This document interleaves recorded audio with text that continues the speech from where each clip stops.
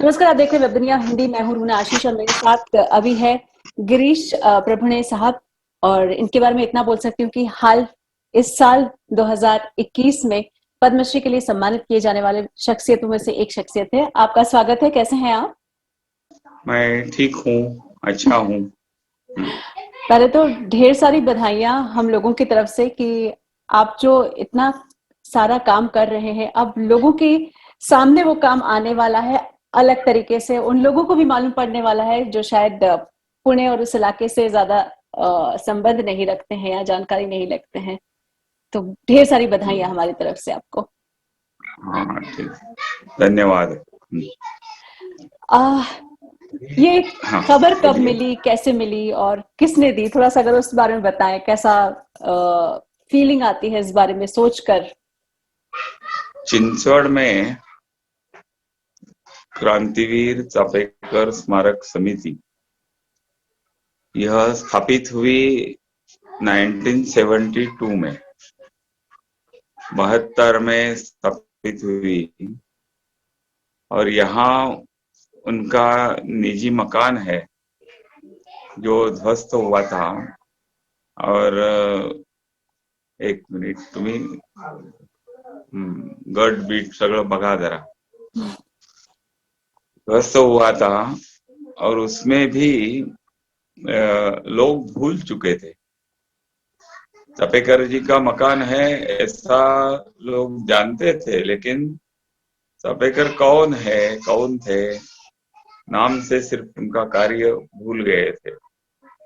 और उसकी वजह है पिछले 60-70 साल से स्वतंत्रता के बाद क्रांतिकारकों की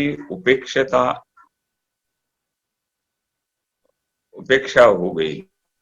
और उपेक्षा ऐसी थी कि उनके घर, उनका जो कुछ कार्य है, उनको चरित्र है, वो किताबों में नहीं था। और स्वातंत्र्य मिला है जो, वो कांग्रेस ने लाया है, ऐसा ही कहते थे।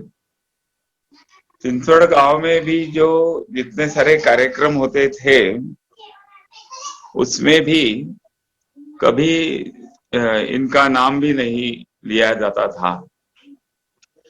तो मैं भी विद्यार्थी परिषद का काम करता था और मैं एक महीना ही हुआ था मुझे चिंचवड़ में रहने के लिए आने के बाद समझ में आया। पूछा कि ये मकान किसका है। पूछने की वजह ये थी कि रात को वहां शराब का अड्डा चलता था, जुए का अड्डा चलता था। चापेकर बंधुओं के निवास के ये मुक्त जगह थी वहां। जी। तो पूछने के बाद उन्होंने सबने कहा कि ये सर ये ऐसी है। तो दूसरे ही दिन मैं वहां गया, विद्यार्थी परिषद के सारे विद्यार्थियों को लेकर गया और उनको पूछा, जो चलाता था, कि ऐसा नहीं होना चाहिए, आप यहाँ रहते हैं। वो भी जो करने वाला था वो सारा, वो भी कुलकर्णी नाम का था।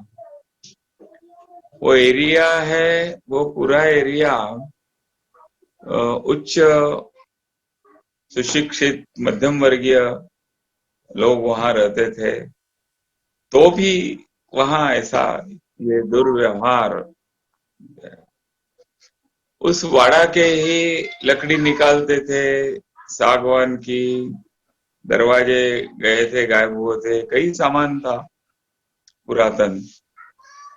तो मैंने कई बार उनको बताया, पूछा, लेकिन कुछ हुआ नहीं, वर्तन में सुधार नहीं हुआ। तो एक दिन हम सब अंदर घुस गए, वो कुलकर्णी, और उनको पूरा वाड़ा जो था उसमें से निकालकर उनको एक कमरा दिया और बाकी सारा जो वाड़ा है वो अपने स्वच्छ किया, उसको रंग दिया। मिट्टी की जमीन थी, फ्लोरिंग, तो उसको गोबर से सारवण जिसे कहते हैं वैसे किया। जी। और वहां एक व्यायामशाला, एक ग्रंथालय ऐसा शुरू किया। और उसी समय दो महीने के बाद विजयादशमी थी, तो उसका नामकरण किया। क्रांतिवीर चाफेकर स्मारक समिति द्वारा चलाएगी चाफेकर व्यायाम मंदिर। तो कई कार्यकर्ता जुड़ गए, धीरे धीरे बहुत बड़ी व्यायामशाला, उसमें 200 से ज्यादा बच्चे खेलने के लिए आने लगे, व्यायाम करने के लिए आने लगे। चाफेकर बंधुओं का स्मृति दिन लोगों को मालूम भी नहीं था, वो मिल गया 18 अप्रैल, 8 मई और 10 मई और 12 मई, ऐसे 4 दिन तुम्हाला समजतं ना रे, ऐसे 4 दिन थे कि इस 4 दिन में उनको एक एक को फांसी दिया था। तो 18 अप्रैल में हमने पहली बार चिंचवड़ गांव में जुलूस निकाला, बहुत बड़ा जुलूस हो गया, 400-500 लोग आ गए। 50 साल पहले, 48 साल पहले की बात है। लोगों ने विरोध किया, कुछ लोगों ने, जो कांग्रेस के यहाँ के थे उन्होंने विरोध किया, मकान में जो रहते थे उन्होंने विरोध किया, वहां जो जुआ खेलने के लिए, शराब पीने के लिए आते थे उन्होंने हमारे ऊपर गुंडे डाल दिए। तो बहुत बड़ा जिसे युद्ध बोलते हैं ऐसा रास्ते पे बहुत बड़ा युद्ध भी हो गया, झगड़ा हो गया। एक 10-5 हमारे कार्यकर्ताओं के सर को लगा, किसी के हाथ पांव को लगा, अस्पताल में लेना पड़ा। लेकिन 1 साल के अंदर हमारी एक टोली तैयार हो गई, जो हम हर दिन व्यायाम करने के पश्चात गांव में घूमते थे जाकर, और गांव की जो गुंडागर्दी थी वो हमने कम कर दी। उसी समय धीरे धीरे काम शुरू हो गया। तो हमने तय किया वहां कि चाफेकर बंधुओं के ऊपर, क्रांतिकारकों के ऊपर एक व्याख्यानमाला लेगी। 10 दिन की व्याख्यानमाला शुरू की, क्रांतिवीर चाफेकर व्याख्यानमाला। होते होते एक चाफेकर विद्यालय शुरू किया गांव में। वो आज अच्छा है, 1 से 12वीं तक 4 उसके शाखाएं हैं। एक 2005 में एक गुरुकुल शुरू किया संस्कृत और मराठी माध्यम से, जिसमें वंचित पिछड़े वर्गों के विद्यार्थियों का, फांसे फारदी नाम की जनजाति है, चोरी डकैती जी जी करने बिल्कुल। वाले के बच्चे, यहाँ 450 बच्चे अभी यहाँ पढ़ते हैं। एक ग्रंथालय हो गया। 1998 में चाफेकर बंधुओं की स्मृति शताब्दी थी। 1898 में उनको फांसी पे चढ़ाया था, तो 100 साल हो गए। इसलिए वहां एक बड़ा कार्यक्रम हमने लिया, और उसके पहले 2 साल पहले काम शुरुआत हो गया, और वहां जो वाड़ा उद्ध्वस्त हुआ था वो फिर से खड़ा करने की शुरुआत यहाँ के सुमित्रा राजे भोसले, शिवाजी महाराज के घराने के राजमाता थी, रज्जू भैया जो संघ के सरसंघ चालक थे, उनके हाथों से भूमि पूजन करके तो वाड़ा पहले जैसा था वैसे 2005 तक वो पूरा हो गया। और वहां जैसे चाफेकर बंधुओं का छाया चित्र लगाए, वैसे पूरे देश भर के क्रांतिकारक जितने सारे, महाराष्ट्र के पहले मिल गए, बाद में पंजाब के मिल गए, बंगाल के लाए। अभी हमारे यहाँ उसके करीब 1200 क्रांतिकारकों का संग्रह है पूरे देश भर के। पूरे देश यानी चाफेकर बंधु जब फांसी पे गए तभी पाकिस्तान नहीं हुआ था, अखंड भारत था। बिल्कुल।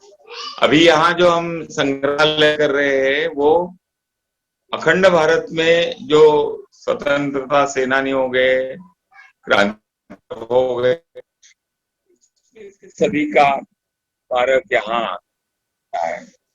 तो 1200 कारकों के नाम, छायाचित्र, उनके बारे में जो उनके गांव है, उनके गांव के नक्शा, उनके घर, ऐसा पूरा जानकारी उन्होंने कौन से हथियार इस्तेमाल किए थे, किसी ने तलवार की थी, किसी ने बंदूक की थी, तो उसी के मिलते हैं तो वैसे, नहीं तो प्रतिकृति बनाकर यहाँ रखेंगे, पूरा चरित्र यहाँ करेंगे। ऐसा अभी पूरा वाड़ा जो है, वाड़ा में चाफेकर बंधु जिस फैमिली से आए, कुटुंब से आए, उसकी पूरी जानकारी सचित्र मूर्ति रूप से, सॉन्ग एंड ड्रामा दृष्टि से, ऐसा वहाँ दृक श्राव्य रूप से वहाँ अभी शुरू हो गया है। तभी वहाँ वाड़ा बांधने के लिए 4 साल लगे, लेकिन अभी पिंपरी चिंचवड़ महानगर पालिका की तरफ से ये संग्रहालय के लिए काफी योगदान दिया है उन्होंने।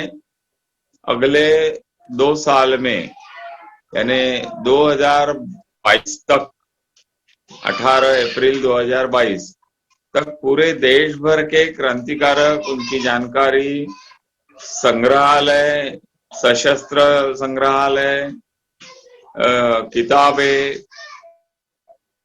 दृक श्राव्य, डिजिटल भी उनके जितने सारे उसमें मिल सकते हैं, वो सारी यहाँ हम रखने का प्रयास कर रहे हैं।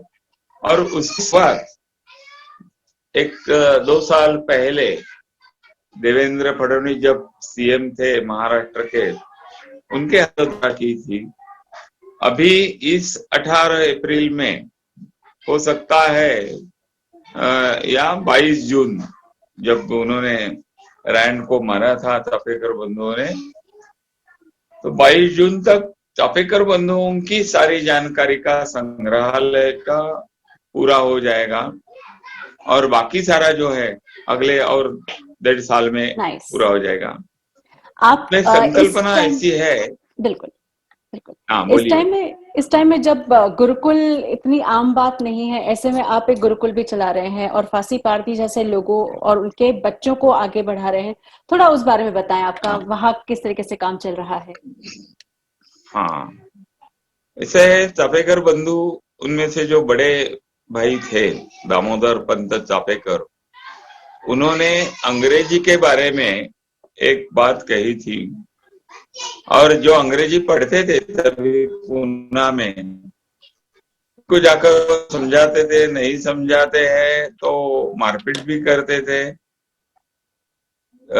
एसएससी परीक्षा का जो मंडप था 1894 में बंबई में एक ही जगह परीक्षा होती थी, वो परीक्षा का मंडप भी उन्होंने जलाया था।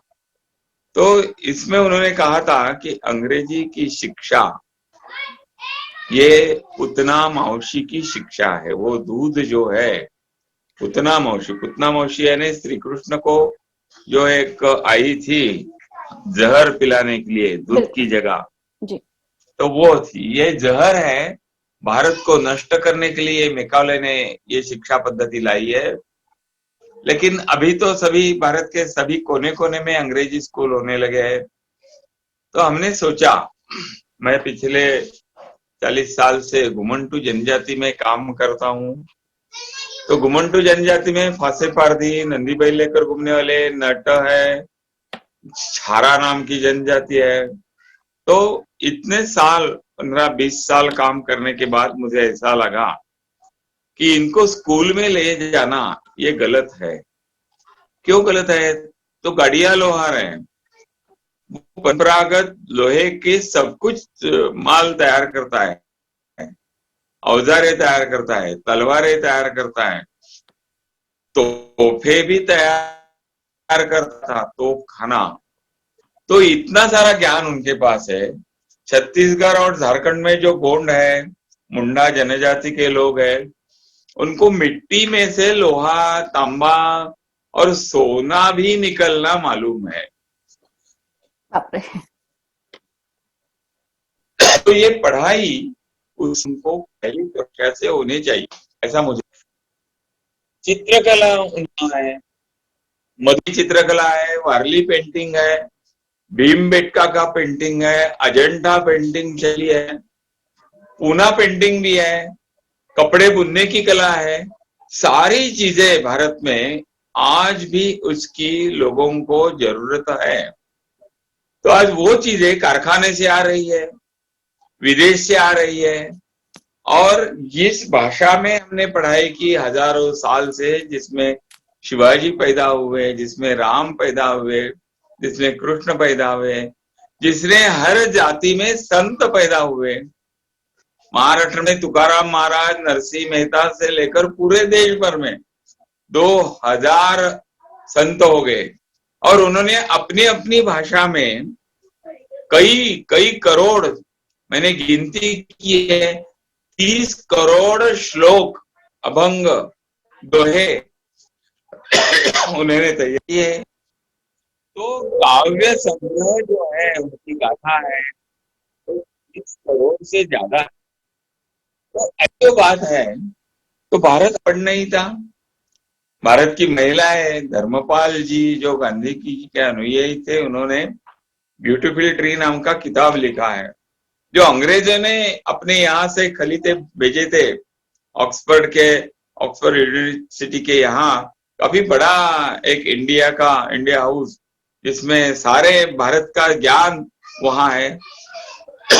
तो उसने अभी अंग्रेजी में, मराठी में, सभी भाषा में स्वर्णिम वृक्ष नाम का किताब है।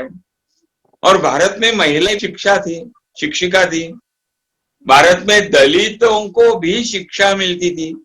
दलित महिलाएं भी अंग्रेज आने तक यहाँ शिक्षिका थी। कई हजार पाठशालाएं थी। इतनी सारी जानकारी आज सामने आने के बाद हमने तय किया कि फिर से क्यों न हम उसी के अनुसार आधुनिक और पारंपरिक मिलाकर एक पाठ्यक्रम तैयार करेंगे। चिंचवड़ में चापेकर स्मारक समिति द्वारा घुमंटू जनजाति के लिए DNT, नोटिफाइड ट्राइब्स, गुनहगार जमाती जो है, उनके बच्चों के लिए पुनरुत्थान समरसता गुरुकुलम, ये 2005 में शुरू किया। इसमें से अभी पहली कक्षा से 12वीं तक हमारा एक तप का स्कूल है। ये 12 साल का। सुबह 5 बजे यहाँ लड़कियां और लड़के दोनों निवासी है। पहली कक्षा से होता है यहाँ शुरुआत। सुबह उपनिषद, धम्मपद, बुद्ध का, ऐसे सारी जो है कबीर के दोहे, इसके ऊपर 2 घंटे सुबह चलता है। 5 बजे से 7 बजे, 9 बजे से 2 बजे तक पाठ्य पुस्तक के द्वारा स्कूल चलता है। और 3 बजे से 6 बजे तक पारंपरिक यहाँ कौशल्य के आधार पर शिक्षा दी जाती है। यहाँ पॉटरी सेक्शन है, यहाँ वनौषधि का सेक्शन है, आयुर्वेद का सेक्शन है, यहाँ गौशाला है, यहाँ कार्यशाला है, जिसमें पारंपरिक कास्टिंग, पारंपरिक सभी चीजें, यहाँ हम आर्किटेक्ट जो भारतीय रचना, वास्तु रचना का ये है, वो भी सिखाते हैं। यहाँ शिल्पकला सिखाते हैं पत्थर में। यहाँ लकड़ी के ऊपर एम्ब्रॉयडिंग, कार्विंग, वो सिखाते हैं। यहाँ हर साल भर में 2 बार 1-1 महीने के वर्ग चलते हैं। अभी कोरोना का ये इतना माहौल था, तो भी हमने दीपावली के पहले 1 महीना मधुबनी चित्रकला जो करते हैं बिहार, उड़ीसा और कलकत्ता, बंगाल में, वो मधुबनी से यहाँ से एक फैमिली यहाँ हर साल आती है। 1 महीना ये रहती है, पति पत्नी बच्चे। और पटचित्र, यानी कलकत्ता का वो प्रसिद्ध है, बंगाल का पटचित्र, पटो यानी कपड़ा, कपड़ा। उसके ऊपर चित्र निकालते हैं और रामायण महाभारत की कहानी सुनाते हैं। बाउल जो वहां के करते हैं पैसा, जी। उसका प्रशिक्षण यहाँ हो गया। तो लड़के लड़कियां हमारे शिक्षक। दूसरा एक महीना भर हमारे यहाँ चला था, वो गोंड समाज है जी तेलंगाना में, जी जी। आदिलाबाद के नजदीक आदिवासी एरिया है, वहां के गोंड समाज पिछले 10 साल हमारे यहाँ आता है। 10-12 मिलके आते हैं और यहाँ आकर एक महीने में पीतल की सारी वस्तुएं कैसी बनानी है वो सिखाते हैं। उसका पूरा मोम का उसका ढांचा है, मिट्टी का बनाना, उसको मोम की धागे से डिजाइन बनाना, फिर उसके ऊपर मिट्टी लगाना, फिर उसमें पीतल का रस तैयार करके उसमें डालना, और कई प्रकार की वस्तुएं यहाँ बनाना बच्चों को सिखाया गया है। हमारे यहाँ 5वीं कक्षा की लड़की या लड़का, उसको पीतल का कास्टिंग आता है, लोहे की वस्तु बनाना आता है, वेल्डिंग आता है, प्लम्बिंग आता है, मधुबनी का चित्र निकलना आता है, वारली पेंटिंग करते हैं, औषधि वनस्पति हमने यहाँ लगाई है, उसका ज्ञान उनको मिलता है। कई प्रकार के औषध बनाते हैं, अवलेह बनाते हैं, कई प्रकार की दवा, नाड़ी परीक्षा, वो भी हम सिखाते हैं। हमारे यहाँ 5वीं से 10वीं तक की लड़कियां पैथोलॉजिकल लैब का प्रशिक्षण लेकर अभी वो खून का रक्त गट निकालते हैं, ए पॉजिटिव बी पॉजिटिव, वो निकाल कर उनको अभी कई पैथोलॉजिकल लैब में काम भी मिलने लगा है। पारंपरिक दृष्टि से गौशाला है, गौशाला की शिक्षा है, उसमें गोमूत्र द्वारा कई प्रकार के गोमूत्र का अर्क है, पंचगव्य है, पेस्टिसाइड, नैसर्गिक पेस्टिसाइड, वो भी हम बनाते हैं। तो ऐसी 22 प्रकार के विषय पर में पारंपरिक शिक्षा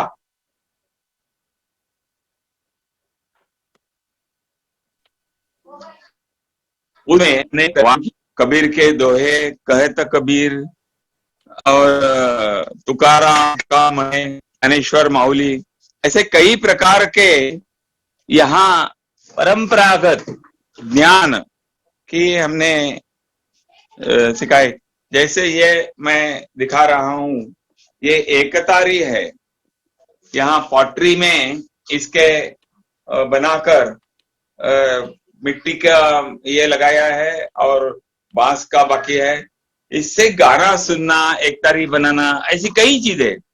मकान बनाते हैं हम, गोठा बनाते हैं, गौशाला बनाते हैं, प्रयोगशाला भी हमारी 2 प्रकार की है।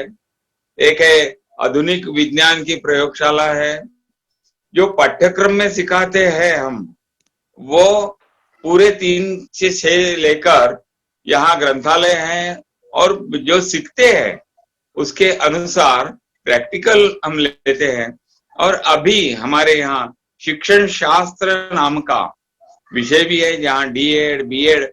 हमारे यहाँ नृत्य आना चाहिए शिक्षक को, गाना आना चाहिए, और कुछ ना कुछ वाद्य भी उसको आना चाहिए, पॉटरी में काम आना चाहिए, वेल्डिंग आना चाहिए, वनौषधि का ज्ञान होना चाहिए। हमने सारे शिक्षकों को ऐसे प्रशिक्षण देकर यहाँ किया है। लेकिन अभी हमारे यहाँ जो लड़कियां लड़के बाहर आएंगे, उनको ये सारा ज्ञान उन्होंने अपना है। संस्कृत उपनिषद, ईशावास्य उपनिषद, कठोपनिषद, ये मुखदगत है। ऐसे हमारे यहाँ एक 50 लड़के लड़कियां हैं। तो ऐसा परंपरा और आधुनिक ये दोनों का, कंप्यूटर सीखते हैं, मोबाइल है, अनलॉक लॉक, यानी लॉकडाउन में लर्निंग का जो ई लर्निंग का है, हमारे यहाँ 2005 से ही शुरू हुआ था ई लर्निंग। बस्ती बस्ती में जाकर जहाँ बच्चे जाते हैं वहां भी हमारा ये चलता है। तो ये एक तरफ चापेकर समिति द्वारा संग्रहालय है और दूसरा ये गुरुकुल। चलिए, इतनी पूरी जानकारी देने के लिए शुक्रिया आपका।